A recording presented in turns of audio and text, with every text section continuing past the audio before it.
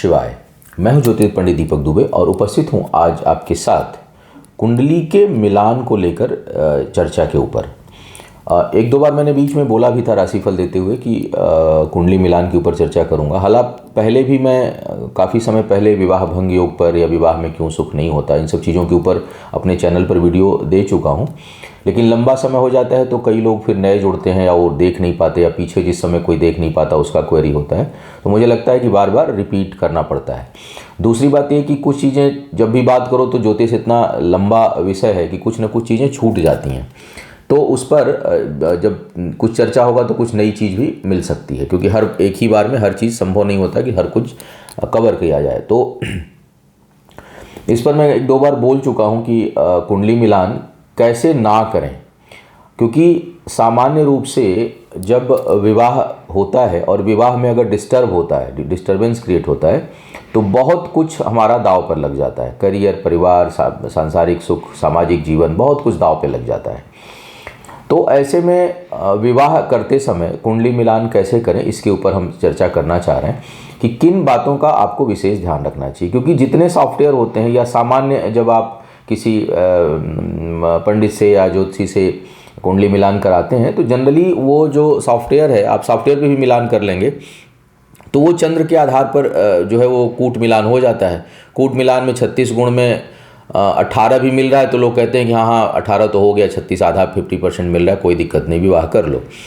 लेकिन मेरे अनुभव में कई बार ऐसा आया है कि 36 में से 35 गुण मिल रहे हैं और विवाह टूट गया, 2 साल 4 साल 5 साल बाद विवाह टूट गया।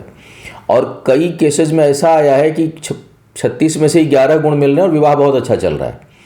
तो इस तरह की स्थितियां क्यों उत्पन्न होती हैं और कुंडली मिलान करना कैसे चाहिए, इसके ऊपर मैं कुछ पॉइंट्स आपको बताऊंगा।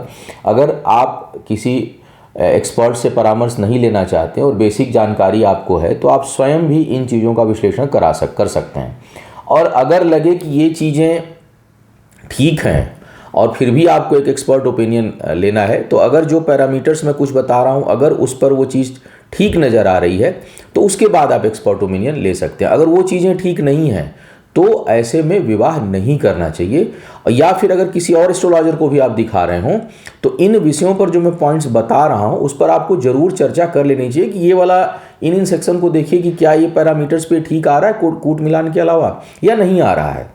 अक्सर क्योंकि हम तो परामर्श हम लोग देते हैं तो हर माने जितनी करियर से रिलेटेड सबसे ज़्यादा जो क्वेरी होती है वो करियर और जो है वो मैरिज की होती है, उसके बाद हेल्थ और फिर चिल्ड्रन, इन सब चीज़ों पे अलग विषयों पर आती है। लेकिन सबसे ज़्यादा जो कंसल्टेंसी है वो रिलेशनशिप को लेकर के है और करियर को लेकर, दो विषय सबसे अधिक हैं। तो सबसे अब कैसे करें कुंडली मिलान, इस पर हम आपसे बात करेंगे। देखिए, विवाह में जब भी आप कुंडली मिलान करें उससे पहले आप अपनी कुंडली को देखें कि आपकी कुंडली में जो वैवाहिक जीवन है वो उसमें ग्रह जो है वो किस कंडीशन में बैठे हुए हैं। लग्न कुंडली पर विशेष जोर दीजिएगा आप। लग्न कुंडली में सप्तम भाव आपका विवाह का कारक हो जाता है, जीवन साथी का। तो सप्तम भाव की स्थिति क्या है इसका विश्लेषण अति आवश्यक है। अगर आपकी खुद की कुंडली में सप्तम भाव जो है वो भाव में कोई क्रूर ग्रह, खराब ग्रह बैठा हुआ है तो आपका सप्तम भाव बिगड़ रहा है। या आपकी कुंडली में सप्तम भाव में जो सप्तम भाव का स्वामी है, मान लीजिए जैसे मेष लग्न की कुंडली है, मेष लग्न की कुंडली में सप्तमेश हो जाएंगे शुक्र। अब सपोज करिए कि शुक्र जो है वो बैठे हैं आपके जाकर के द्वादश भाव में, कहाँ, मीन राशि में। उच्च के तो हो गए, कहने के लिए उच्च के हो गए, राजयोग बना रहे हैं, कई लोग कहेंगे विपरीत राजयोग बना रहे हैं, राजयोग बना रहे हैं। लेकिन यहाँ पर अपने घर से वो 6-8 का संबंध बनाएंगे तो ये हो गया विवाह भंग दोष। ऐसे लोगों के रिश्ते एक से अधिक होते हैं और एक से अधिक रिश्ता कब होगा, जब एक टूटेगा। किसी का 2 रिश्ता तभी होगा ना जब एक टूटेगा। कई बार लोग डबल रिलेशनशिप में रहते हैं तब भी जीवन ठीक नहीं रहता है, व्यग्र रहेंगे, आधा दिमाग इधर रहेगा आधा दिमाग उधर रहेगा, कुछ भी ठीक से नहीं चलता और किसी न किसी मोड़ पर जा करके एक तो उसमें टूटेगा या छूटेगा और कभी कभी दोनों छूटता है। तो ऐसे कंडीशन में एक तो ये स्थिति हो गई। दूसरा, सप्तमेश सेकेंड हाउस में बैठा हो, दूसरे भाव में बैठा हो, लाभ भाव में बैठा हो, पुनः अपने स्थान से वो 6 और 8 का संबंध बनाता है। तो सप्तम भाव का स्वामी अगर सेकेंड हाउस में बैठा हुआ है तो भी विवाह में विलंब या विवाह टूटने की संभावना हो जाती है। विवाह कह लीजिए, कई बार लोग कहते हैं कि बड़े अजीब से प्रश्न आते हैं कि हम तो 7 साल से रिलेशनशिप में, पंडित जी विवाह कब होगा। तो अगर आप रिलेशनशिप में हो, लिव इन में रह रहे, तो विवाह तो हो गया, या आपने उसको कानूनी जामा केवल नहीं पहनाया, या आपने सोशल इवेंट नहीं किया, विवाह तो आपका हो गया है। तो क्योंकि जब भी हम किसी से पति पत्नी के रूप में रिश्ता रखते हैं, क्योंकि बाकी रिश्तों में खाना पीना घूमना तो आप बहुत लोगों के साथ करते हैं, दोस्तों के साथ करते हैं, एक जो मुख्य रिश्ता होता है वो होता है व्यक्तिगत सुख का, व्यक्तिगत सुखों का, शारीरिक सुख का, व्यक्तिगत सुख का, मानसिक सुख का, पारिवारिक सुख का।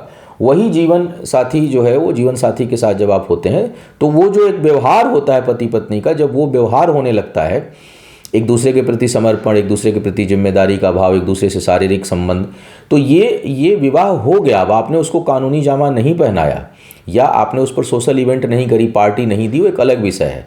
लेकिन आप अगर रिश्ते में हो, गहरे रिश्ते में हो, तो विवाह हुआ मानो उसको। और अगर वो टूटता है तब भी विवाह भंग योग है, क्योंकि गहरा रिश्ता कोई टूटेगा तो उतना ही कष्ट होगा जितना, हाँ, विवाह इतना कानूनी लफड़े नहीं होते कि कानूनी लफड़े हो जाएं। तो अगर आपका सप्तमेश आपकी अपनी कुंडली में, कुंडली मिलान से पहले अपनी खुद की कुंडली देखिए कि आपका सप्तम भाव में कोई क्रूर ग्रह तो नहीं बैठा है, कहीं वहाँ पे अंगारक योग तो नहीं बन रहा, गुरु चांडाल योग तो नहीं बन रहा, राहु केतु जो है वो तो नहीं बैठे अपने उच्च राशि के अलावा, या शनि तो नहीं बैठे अपनी स्वराशि या अपनी उच्च राशि के अलावा। तो ऐसी स्थिति में स्थितियाँ बिगड़ेंगी। सूर्य भी बड़े घातक हैं, सूर्य भी जो है वो विच्छेद करते हैं स्वराशि के अलावा। तो ऐसे कंडीशन में आपको ये देखना पड़ेगा कि आपका सप्तम भाव क्या स्थिति है। बृहस्पति भी पृथकतावादी ग्रह है, स्वयं राशि के अलावा अगर हों तो पृथकतावादी ग्रह बृहस्पति हो जाते हैं। वहाँ पर विशेष करके अगर उनकी नीच दृष्टि जा रही हो, शत्रु दृष्टि जा रही हो, वक्री हो, तो हानि वो भी उतना करते हैं। कोई वक्री ग्रह हो तो भी स्थिति ठीक नहीं होती, सप्तमेश नीच राशि में बैठा है तो भी स्थिति ठीक नहीं होती। और सप्तमेश, जैसा मैंने कहा, द्वादश भाव में, आपके लग्न कुंडली में 12th हाउस में, सप्तमेश दूसरे भाव में और सप्तमेश छठे भाव में, इन 3 जगहों पर अगर सप्तमेश बैठा हुआ है तो वैवाहिक जीवन में किसी न किसी मोड़ पर आपको समस्या आए, इसका संकेत आपकी कुंडली दे रही है। नंबर 1 बात कि जीवन साथी के कारण कुछ न कुछ आपको शारीरिक, मानसिक कष्ट, आर्थिक हानि का योग बने। उसके बाद आपको देखना चाहिए चतुर्थ भाव, चौथा भाव, सुख का भाव, कि आपके जीवन में पारिवारिक सुख कैसा है। वहाँ पर तो कोई खराब ग्रह की दृष्टि नहीं है, वहाँ पर तो कोई क्रूर योग नहीं बन रहा है, वहाँ के भाव का स्वामी अपने से 6, 8, 12 में तो नहीं बैठ रहा है, अपने स्थान से, लग्न से नहीं।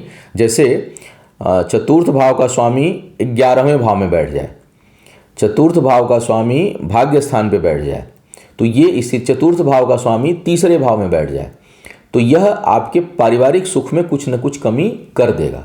तो अब आपकी कुंडली क्या दिखा रही है? अगर आपकी कुंडली में ऐसे योग है कि स्वयं की कुंडली में पारिवारिक सुख में या वैवाहिक सुख में कमी है, अगर ये दोनों भाव खराब है, तो कोई एक खराब है तो आप खाली उसको ध्यान में रखिए कि ये खराब है। अब क्या करना है? सबसे पहला काम, कुंडली मिलान जब आप करें, जब आप लड़की हो लड़के की कुंडली आए, या लड़का हो लड़की की कुंडली आए, तो आपके अपने कुंडली के दोष को तो आप नहीं बदल सकते, जो ग्रह बैठे हैं वो बैठे हैं।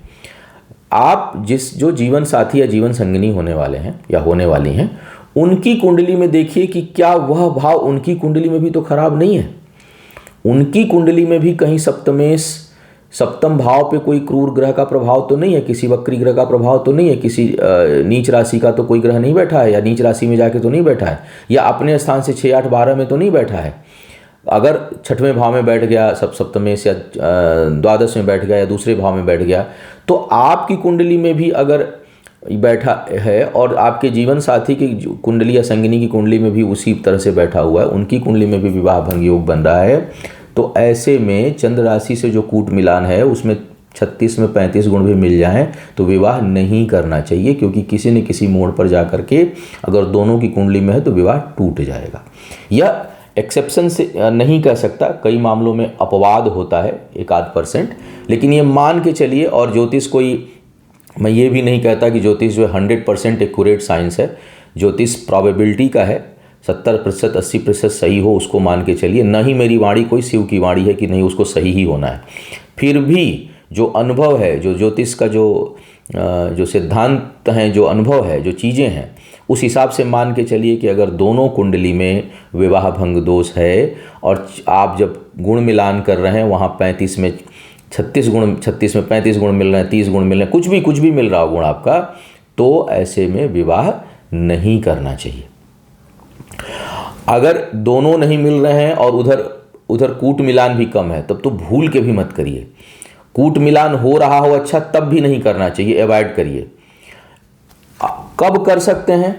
अपनी कुंडली में है लेकिन दूसरे की कुंडली में बहुत अच्छी कंडीशन में सप्तम भाव या सप्तमेश, तो ऐसी स्थिति में सप्तम भाव का स्वामी सप्तम भाव को देख रहा हो, सप्तम भाव पे कोई क्रूर ग्रह ना बैठा हो, सप्तमेश सप्तम में ही बैठा हो दूसरी की कुंडली, मेरी कुंडली में तो खराब है लेकिन वहाँ पर बैठ रहा हो, और फिर कूट मिलान में अगर गण, ग्रह और भकुट ये जीरो ना हो, इनमें कूट मिलान अच्छा हो रहा हो और विशेष करके भकूट, गण और ग्रह मैत्री अच्छी हो, तो आप विवाह कर सकते हैं। इसमें थोड़ा बहुत उठापटक होते हुए विवाह चल जाएगा, क्योंकि मेरी खराब है कोई बात नहीं, लेकिन सिलेक्शन करते समय, ये कर्म हो गया कि सिलेक्शन करते समय हम ये ध्यान रखें कि जीवन साथी जो हम जिसको सेलेक्ट करने जा रहे हैं उसकी कुंडली में सप्तम भाव और सप्तम भाव का स्वामी अच्छी कंडीशन में हो और कूट मिलान में अच्छा अंक आ रहा हो तो विवाह कर सकते हैं।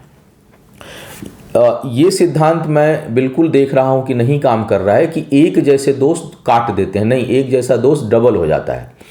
तो केवल मंगल या मांगलिक कारक नहीं होता, ये आप ध्यान रखिए। केवल मैं देखता हूँ, जब मैं बात करता हूँ तो कई लोग मंगल और मांगलिक सुने रहते हैं, तो उसको तो मान जाते हैं, लेकिन जब बोलता हूँ कि नहीं सप्तम भाव का सप्तमेश छठे भाव, उस पर ध्यान नहीं देते क्योंकि सुने नहीं है, तो उनको लगता है कि ये चीज़ तो होती नहीं है।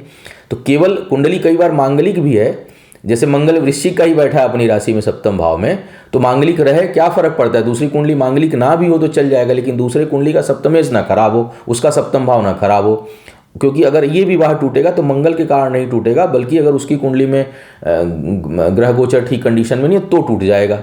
या उसकी कुंडली में मंगल बहुत खराब हो, मंगल कहीं छठे भाव का स्वामी होके बैठ गया हो जो है वो सप्तम भाव में, जैसे मान लीजिए मिथुन लग्न की कुंडली में अगर मंगल छठे भाव का स्वामी होता है, बैठ जाए सप्तम में, विवाह टूट जाएगा।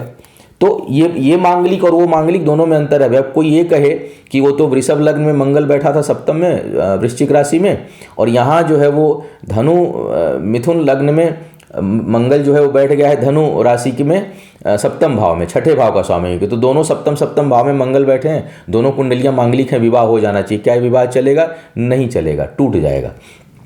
क्योंकि एक जो वृषभ लग्न का मंगल है वो तो बहुत सपोर्ट कर रहा है, लेकिन जो मिथुन लग्न का मंगल है ये बहुत हानि पहुंचाएगा। तो इन चीज़ों का विश्लेषण करना होता है। ये इतना आसान नहीं है कि सप्तम का मंगल दोनों मांगलिक हो गए विवाह कर दें। ये देखना पड़ेगा कि मंगल कौन सी कुंडली में किस भाव का स्वामी और कहाँ आकर के बैठा हुआ है। तो एक तो ये ध्यान रखें, और यही स्थिति सुख भाव को लेकर के देखें कि अगर लड़के की कुंडली में या लड़की की कुंडली में सुख भाव बहुत खराब है, तो जो दूसरी कुंडली हो उसमें सुख भाव बहुत अच्छी कंडीशन में हो और सुखेश की स्थिति बहुत अच्छी हो। अन्यथा फिर विवाह तो कई बार नहीं टूटता है, लेकिन वैवाहिक जीवन इतना खराब होता है कि मतलब आपको लगता है कि हम कहाँ फंस गए और कहाँ उलझ गए। तो अगर आप इन झंझावातों में नहीं पड़ना चाह रहे हैं, कई बार लोग तो देखता हूँ तर्क भी आते हैं कि पहले कुंडलियों में तो नहीं मिलता था। तो पहले की कुंडलियों में इसलिए नहीं मिलता था कि तलाक का कोई कॉन्सेप्ट ही नहीं था हिंदू धर्म में। अब तो आप जो है वो विवाह हो गया तो अब आपको उसी के साथ रहना है। और दूसरा, इतना एक दूसरे की लाइफ में हस्तक्षेप भी नहीं था। अब चूंकि लाइफ प्रोफेशनल हो गई है, अधिकांश जो पति पत्नी है वो वर्किंग में है, प्रोफेशनल में है, और ओपन विचारधारा है, खुली मानसिकता है, घूमना फिरना साथ में। पहले पत्नी का रोल अगर आप देखें, आपसे अपने दादी को देखें या अगर आपकी उम्र अधिक है अपनी माँ को देखें, तो वो तो आदेश पालन करती थी, बस पति के पीछे चलना है, मतलब उनको आगे कोई हस्तक्षेप नहीं करना है, न किसी काम में, न किसी व्यापार में, न किसी चीज़ में। उनका कोई रोल नहीं, उनका रोल सिर्फ घर में खाना बनाना और बच्चे उत्पन्न करना है। इससे अधिक रोल बहुत रेयर देखा जाता है कि कहीं कोई महिला 1000, 10,000, 20,000 में एक आध हैं जिनका पारिवारिक जीवन में जो है वो हस्तक्षेप हो। अन्यथा उनका हस्तक्षेप पुरुषों के कार्य में नहीं होता था आज से 40 साल 50 साल पहले की अगर देखा जाए स्थिति को तो। लेकिन अब क्या है कि अब इक्वलिटी का ज़माना है, तो इसलिए कंपेटिबिलिटी बहुत ज़रूरी है। जब इक्वलिटी की बात करेंगे तो कंपेटिबिलिटी बहुत ज़रूरी है, नहीं तो बहुत विवाद होगा, क्योंकि दोनों को बोलने का अधिकार है, होना भी चाहिए। मैं इसका पक्षधर हूँ, इसमें कहीं कोई बुराई नहीं है, इससे महिलाओं का जीवन और बेहतर होता है। लेकिन जब इक्वलिटी की बात होती है तो तर्क बढ़ेगी, अधिकार का भावना अधिक हो जाता है, दोनों तरफ से अधिकार का भावना हो जाता है, तो ऐसे कंडीशन में जो है वो विवाद भी बढ़ेगा। तो ऐसे में कंपेटिबिलिटी बहुत आवश्यक है। तो ये देखना पड़ेगा कि आप इससे आप अंदाज़ा लगा सकते हैं कि कौन सी लग्न का जातक है, उसके लिए कौन सी लग्न की जातिका जो है उसकी कुंडली मैच करेगी, उसका सप्तमेश कैसा है, उसका जो है वो सुखेश कैसा है, सुख। ये दो कॉमन बात बता रहा हूँ। वैसे तो अब कई बार ऐसे है कि भाई लग्न ही बहुत सब कुछ मैच कर रहा है, लेकिन लग्न पे ही कोई अंगारक योग का बना हुआ या पंचम भाव में बहुत, तो ऐसे लोग बहुत मुंहफट होंगे, बहुत झगड़ालू प्रवृत्ति के हो जाएंगे, तो सब कुछ मैच करते हुए मुसीबत पैदा हो जाती है। हालांकि अगर अंगारक योग बन रहा है लग्न पे या सप्तम में, तो वो वैवाहिक जीवन को भी प्रभावित करता है। तो इन चीज़ों को, क्योंकि सप्तम भी प्रभावित हो जाता है अपने आप, तो वो जब आप कुंडली देखेंगे तो इसका विश्लेषण हो जाएगा। तो इसका जो सारांश है वो ये है, मेरा ये था कि कभी भी ऐसे कुंडली ना मिलाएं। इसका मतलब ये था कि आप केवल चंद्र कुंडली कूट मिलान के भरोसे मत रहिए। कूट मिलान से पहले अपनी कुंडली को देखिए कि उसमें वैवाहिक जीवन सप्तम भाव और चतुर्थ भाव किस कंडीशन का है, और जीवन साथी जिससे विवाह होने जा रहा है, लड़का हो या लड़की हो, उसकी कुंडली में सप्तम भाव और सप्तमेश, सुख भाव और सुखेश किस कंडीशन में है। अगर आप में बहुत अच्छा है, अगले में भी बहुत अच्छा है, कूट मिलान तब कम बेसी भी थोड़ा हो रहा है तो चल जाएगा। आप में खराब है, अगले का बहुत अच्छा है और कूट मिलान भी ठीक है, तो भी थोड़ा बहुत उठक पटक होते हुए चल जाएगा। आपकी कुंडली में भी अच्छा है, लड़के की कुंडली में भी अच्छा है, कूट मिलान में थोड़ी बहुत कमी बेसी है तो भी चल जाएगा। तो लेकिन आप में भी खराब है, जिसका सिलेक्शन करना उसके में भी खराब है, तो कूट मिलान कितना भी अच्छा हो, विवाह नहीं करना चाहिए। और अगर आपका भी अच्छा नहीं है, अगले का भी अच्छा नहीं है, कूट मिलान भी अच्छा नहीं है, तो आपकी उम्र 35 साल भी क्यों ना हो रही हो, विवाह मत करिए घबरा के, क्योंकि आप फिर बहुत उलझन में पड़ेंगे और चीज़ें ठीक नहीं चलेंगी। तो इसका ध्यान रखना चाहिए आपको। इस विषय पर मुझे बात करने की मेरी काफ़ी समय से इच्छा थी, लेकिन समय का अभाव था थोड़ा, तो मैं बात नहीं कर पा रहा था। अब इसमें होता है कि अगर खराब है, विवाह हो गया है, तो क्या करें। तो पहली बात तो यह है कि अगर तीनों खराब है तब तो टूट ही जाएगा। तब तो शायद कर्म, अगर बहुत बुद्धि आप लोगों की अच्छी है और अंडरस्टैंडिंग बहुत अच्छी है किसी तरह से, अगर कर्म से, क्योंकि कर्म से भाग्य को बदला जा सकता है कुछ हद तक, ये मैं मानता हूँ, तो वो आपको करना चाहिए। दूसरा, जो ग्रह खराब हो, चाहे सप्तमेश चाहे सुखेश, उन ग्रहों की शांति पूजा आपको करानी चाहिए। और इसके साथ साथ माँ कात्यायनी का अनुष्ठान बहुत मामलों में लाभकारी हो जाता है। तो अगर विवाह हो चुका है या प्रेम संबंध में पड़ गए और विवाह किसी भी कीमत पे करना ही चाह रहे हैं, तो मैं ये नहीं कहता कि उपचार करने से बिल्कुल ठीक ही हो जाएगा, लेकिन कुछ हद तक कुशन का काम करता है। तो आपको चाहिए कि अगर विवाह हो चुका है बहुत ज़्यादा और विवाह को टूटने से बचाना चाहते हैं, फिर पुनः कहूँगा कि ये गारंटी नहीं है कि आप पूजा करेंगे तो विवाह बच जाए, लेकिन एक कर्म और प्रयास के रूप में, क्योंकि कई बार इसका लाभ देखता हूँ कि मिल जाता है। जब लोग इसको करते हैं, कराते हैं, तो इसका लाभ मिलने की संभावना भी रहती है। तो एक तो जो ग्रह दूषित हैं उनकी शांति पूजा कराएं और माँ कात्यायनी का अनुष्ठान कराएं। उसके साथ साथ तब राहत होगी। प्रेम संबंधों में विवाह करना एकदम अनिवार्य समझ रहे हैं, तो आप इन ग्रहों की शांति करके और विवाह के बाद या एंगेजमेंट के बाद माँ कात्यायनी का अनुष्ठान करें। अगर आपकी कुंडली में ये ग्रह खराब स्थिति में है, तो विवाह से पूर्व इनकी शांति पूजा करा लें, अगर आप विवाह के योग्य इस समय हो रहे हैं तो इन चीज़ों पे चर्चा करने का विचार था। कोई प्रश्न होगा इससे संबंधित मुझे तो लिख भेजिएगा। पर्सनल कुंडली नहीं देखूंगा, लेकिन अगर सर्व सामान्य का कोई प्रश्न होगा तो 1-2 वीडियो इसके ऊपर, इस विषय पर और दे दूंगा। इन्हीं बातों के साथ अभी अपनी वाणी को विराम देता हूं। आपका आने वाला समय शुभ हो, आयु आरोग्य और ऐश्वर्य की वृद्धि हो। इन्हीं शुभकामनाओं के साथ आपसे विदा लूंगा। पुनः मुलाकात होगी किसी नए विषय पर। तब तक के लिए मुझे आज्ञा दीजिए। ओम नमः।